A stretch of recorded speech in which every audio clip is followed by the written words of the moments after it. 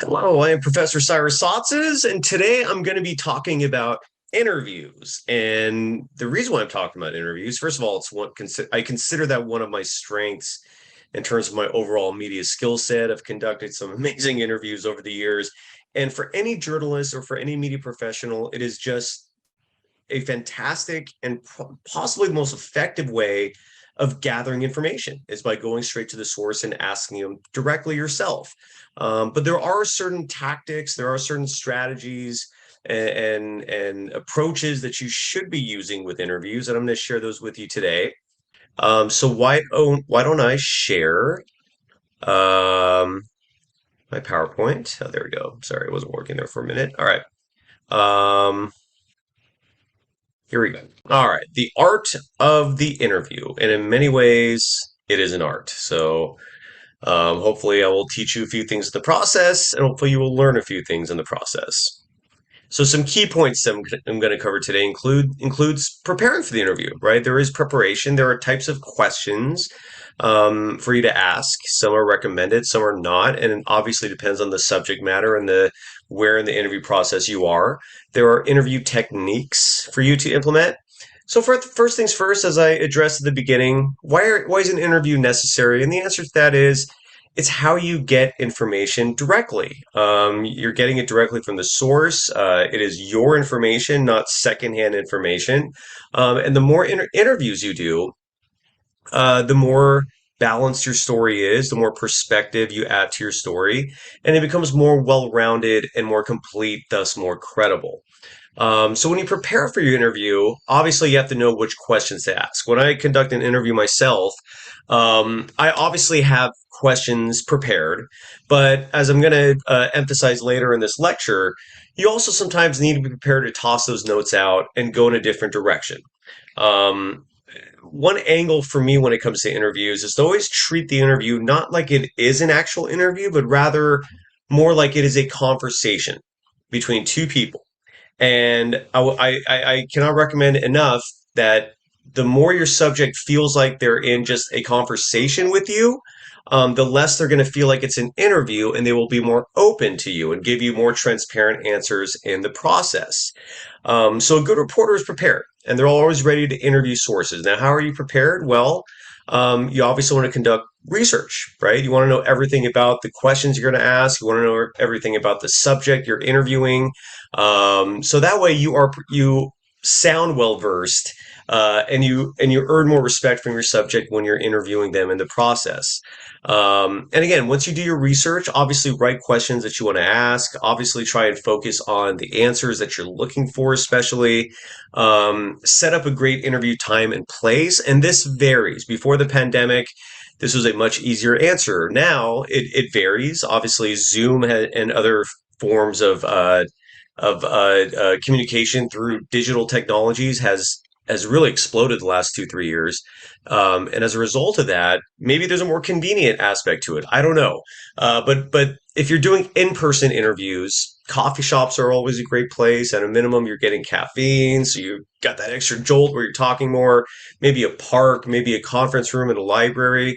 For the adults out there, drinking establishments are oftentimes a great place for interviews. You'd be surprised how many journalists have ended up getting the information they need by visiting their source at a bar. Partly an important aspect of this is also the fact that alcohol oftentimes lowers inhibitions and lets your subject open up more. I'm not certainly not promoting or endorsing drinking by saying this, but it is a realistic aspect of the media paradigm, is that sometimes those are the types of settings you meet with them. But wherever it is, you want it to be comfortable. You want your subject to feel not stressed and don't have their guard up. So make sure it is a setting that is most conducive for you and for your subject. Be transparent with your subject. Let them know who you are, like who are you writing for, what's the angle of your story, what are you covering specifically, who's going to publish it, when is it going to be published, where is it going to be published. The more your subject knows about what the interview entails, the more they will trust you. And the more they trust you, the more open they're going to be. And it also keeps you from damaging your credibility and your reputation in the process. So it's always important to let your subject know what the interview is about. Like, what are you aiming for? Like, what answers are you trying to get? And so forth. And I cannot emphasize enough how important it is to record your interview. The reason why I say that is because it protects you.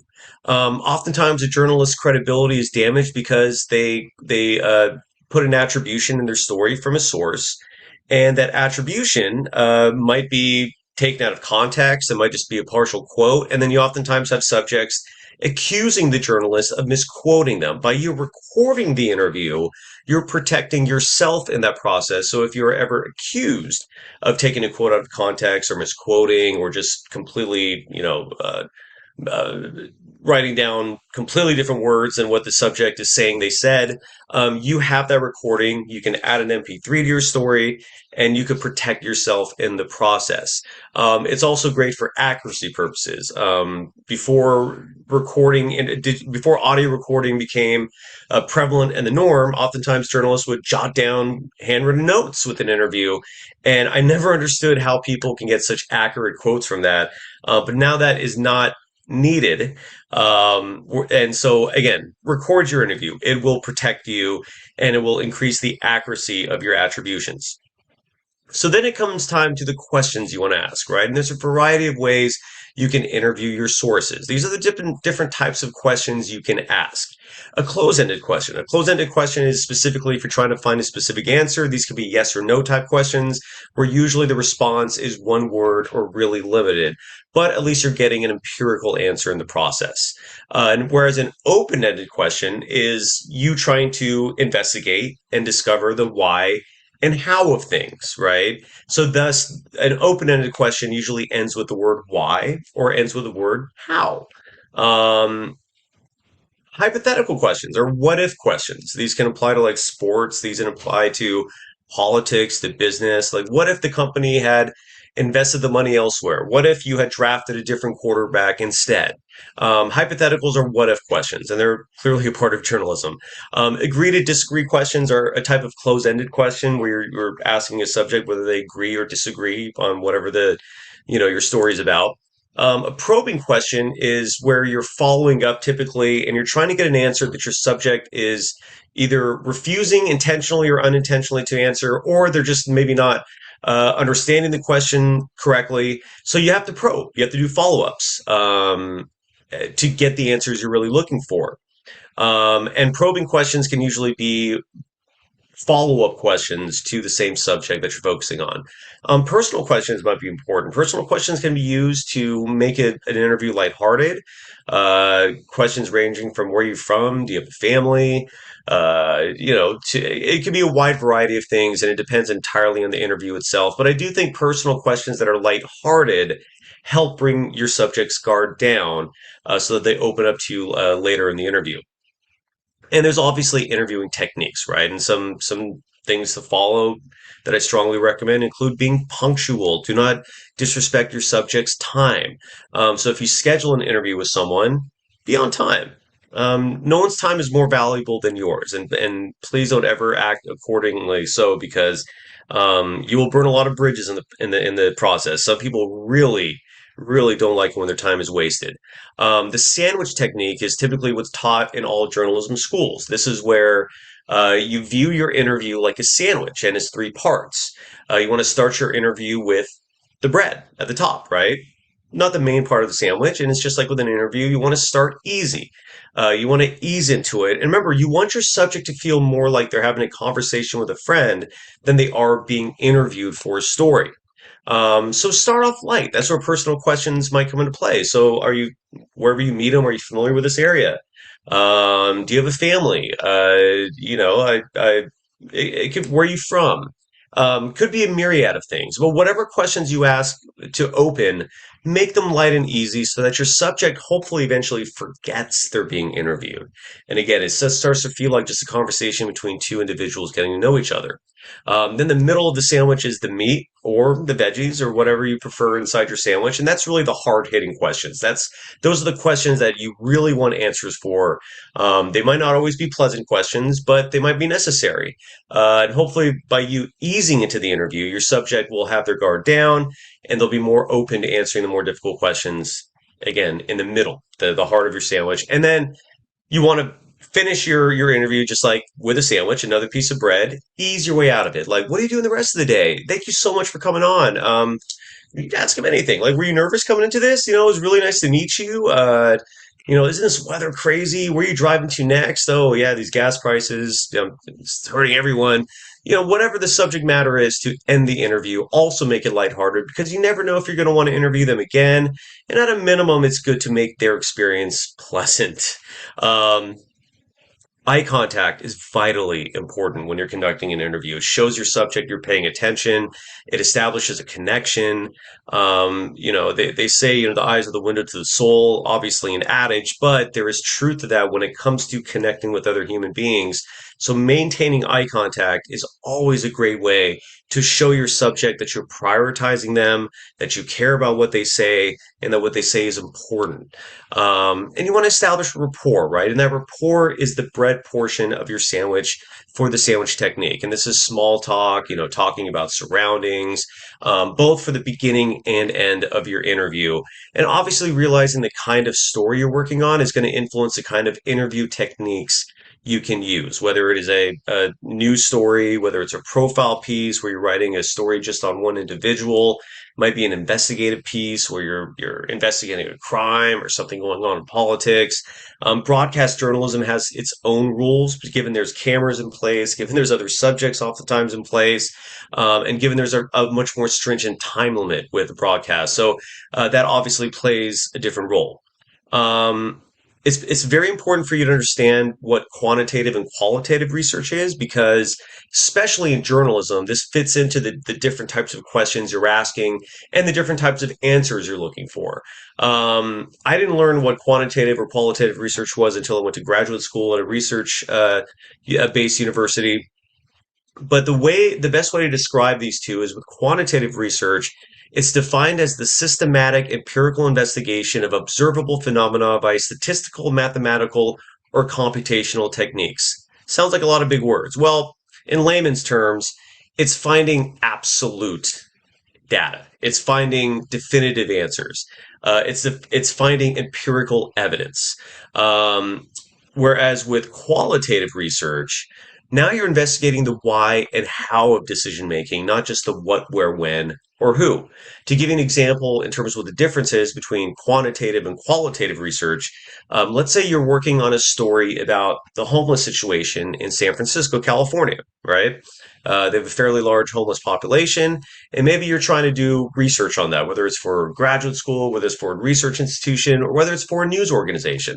If you're doing a story like that or doing research like that, the quantitative side of it would entail how many homeless people there are. You might want to have a demographic breakdown, like how many men are homeless versus how many women versus any other categories pertaining to gender. You might want to ask about the different ethnic makeups of the homeless population, right? Like, and there's obviously ethnicities there. There's also age. You might want to ask questions pertaining to age groups. Like, you might have a survey, and one of the boxes says, "What age group are you in?" Like 18 to 25, or 18 to 24, 25 to 34, and so forth. Um, you could even ask a question on a quantitative level, like how long have you been homeless for? And your subject might tell you 5 years, and then you're starting to do a breakdown there. The qualitative side of a research study or a story you're working on like that would be asking these homeless individuals, how did you become homeless? Why are you homeless? Whereas with quantitative research, typically you're coming up with black and white solutions. With qualitative research, you're now entering a gray area where you're still finding answers, but you're finding answers to very complex situations where each individual situation might have a completely different answer. Doesn't make it wrong, it just makes it complex. So again, qualitative research investigates the why and how of decision making. And this part is very important as well. Understanding what ethnographic or the word ethnography means. It means ethnography means the systematic study of people and cultures, and that's really what qualitative research is. It's ethnographic research, and that's also why I cannot emphasize enough that as an interviewer, as an aspiring media professional, the more perspective you have, the better your interview will go. So the question then becomes, okay, how do I gain perspective? Traveling, getting to know people who are not don't have similar backgrounds as you, doesn't have similar interests as you. Expand your horizons in terms of getting to know people who are not necessarily in your comfort zone. Bless you. Uh, so with some interview tips, right? In terms of how to be a good interviewer, observe your source, observe your environment. Notice physical cues, like maybe if they look nervous, then maybe ask very easy questions to ease them into it. If they seem agitated, maybe change the subject. So be aware of physical cues clearly. Allow for awkward silences. So if you ask a question, they're sitting there contemplating it, give them time to respond. That's okay. And if it's for a broadcast interview, those silence pauses are oftentimes very dramatic and very impactful, whether it's for a podcast or a video production. Record your interview, obviously. I talked about that earlier. Be aware of the recording laws. They are different state by state. So in California, for example, you have to let your subject know if you're recording them in order for the content to be permissible. Whereas in a state like Texas, you don't. So make sure you can literally just record someone without letting them know that you're doing so. So it depends entirely on the state. Be aware of the legalities, and of course, confirm information. So confirm, double check, repeat the question, so that the information that you have is solid. And of course, don't be afraid to ask follow-up questions, probing type questions. Let's say you think about it after the fact. Don't be afraid to call them back. Don't be afraid to ask them in person if it's during it, in case you forget something or in case their answer did not suffice in terms of what you're looking for. And then when it comes to the interview method, in person is always the best. Zoom, I'd say, or some sort of virtual setting will be a close second. And then telephone interviews are third. I do not advise conducting interviews with email, just because you can't ask follow-up questions, you can't read body language, and it gives your subject the chance to formulate answers that might not be necessarily honest, but might in turn be something that makes them or puts them in the most favorable situation. So always try to make sure your interviews are in person. A virtual setting or a telephone call is fine as well. And again, avoid email, avoid text messaging. Um, and another reason why you want to do it in person is because you never know for certain if you're actually talking with that source. Now, one exception could be if you're direct messaging with someone who has a blue check mark next to their name on a social media platform. In that case, yeah, you actually do know you're talking to them. But then you go back to the email problem. You can't ask follow-up questions. You can't, at least not immediately. And you can't read body language. You can't find physical cues from your subject that might add to their answer.